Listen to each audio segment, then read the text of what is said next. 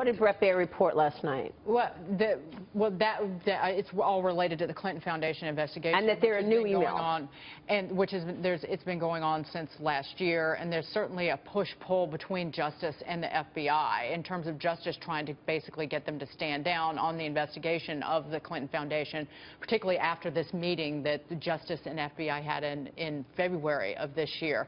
But he was reporting that these laptops that Cheryl Mills and Heather Samuelson turned over as part of these limited immunity deals that were going to be destroyed. They have not been destroyed, that they're in possession of the FBI down in the Washington field I think the more evidence, the better. I think that's right. I think, look, this should be a legitimate investigation, and it should be conducted thoroughly, and at the end, we should know whether there is enough to indict or not to indict. But this leaking, and people leak and spin at the same time, and Donald Trump says this is worse than Watergate. This should not be the way campaigns are run or elections are run, by selective leaks. But this information is coming out because, and this is, I'm guessing, but we've discussed this, that the FBI investigators feel like that they have had basically a boot put on their neck from the Justice Department, and so this information was likely going to, this is how it's being. FBI investigators are the Justice Department. There is one Justice Department. The FBI is part of that Justice Department. It's the investigative arm of the Justice Department,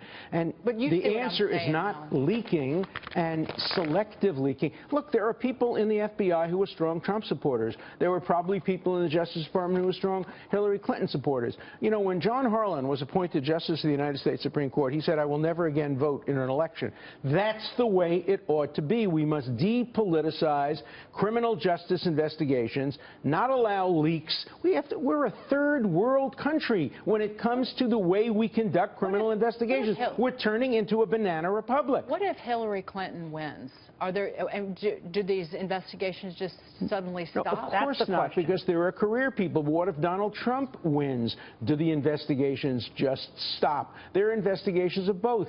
The IRS is going to be looking into his tax shelter. No. I want to talk about Hillary Clinton right now. Of course you want to talk about Hillary Clinton. Because the last time we checked, there was only one person running for president that is under FBI investigation. As far as we know, she is not under FBI investigation. What she is under is there was an investigation, it was closed, and Comey announced to Congress that if new information comes in, he will look at it. That's all. Now, sources from the FBI told Brett Baer last night the Clinton Foundation investigation has now taken a very high priority.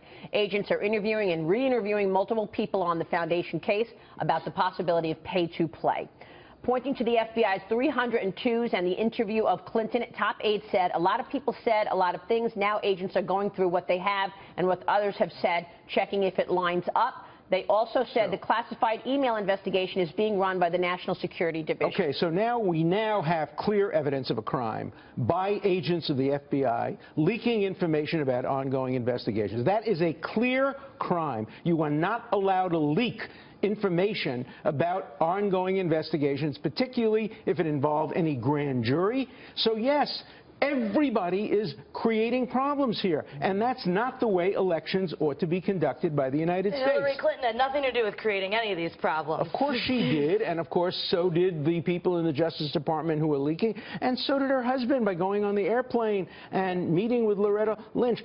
There is so much blame to go around. Let me tell you why I'm supporting Hillary Clinton, because we're living in a world of extremes. The right is getting stronger, the left is getting stronger, the center is weakening. We need a centrist president to stabilize the world. Hillary Clinton promises more in terms of being a stabilizing force in the world than Donald Trump. That's why I'm supporting her. Do you think that if there are donors that gave money to the Clinton Foundation, they will get special treatment should Hillary Clinton become president? I do not, and I don't think there's been any evidence of that. And I think, look, the problem in American politics is donors always get special treatment from Republicans and Democrats. Pay-to-play is unfortunately a sickness within the American political system, equally applicable to Republicans and Democrats. Let's end that. Let's strengthen the laws. Let's depoliticize criminal justice, but let's not one-sidedly look at Hillary Clinton because the information about her is being leaked by rogue FBI agents who have an agenda and who are committing crimes in doing that. Now, I seem to remember most people thought Jim Comey did a really good job back in July. I didn't. I condemned him. I said that, remember that he's a good man, a decent man. I still think he's a good man. Yeah. But the building he's in is named after J. Edgar Hoover. And the precedent he establishes could be used by rogue FBI agents who really want to put a thumb on the scale of justice. What he should have done back then is announced the investigation is over. If we find new information, we will look at it. That's what he did. No, he then said, let me give you my personal opinion. I think that she engaged in this and that and the other thing. And then he wrote to Congress again saying, oh, by the way, we have found pertinent emails. How does he know they're pertinent if he hasn't looked at them? Do you think they would use the word an indictment is possible? Who? Leakers? FBI sources. I mean, if it weren't real serious? FBI sources may be Trump operatives. We don't know who they are. We do not live by innuendo. That's why we have rules against selective leaking by the Justice Department. Right. Let's see what the evidence is, not what the innuendo is. Well, it flipped and you were talking about Hillary operatives. I'm sure you'd call it a conspiracy theory. Alan Dershowitz there.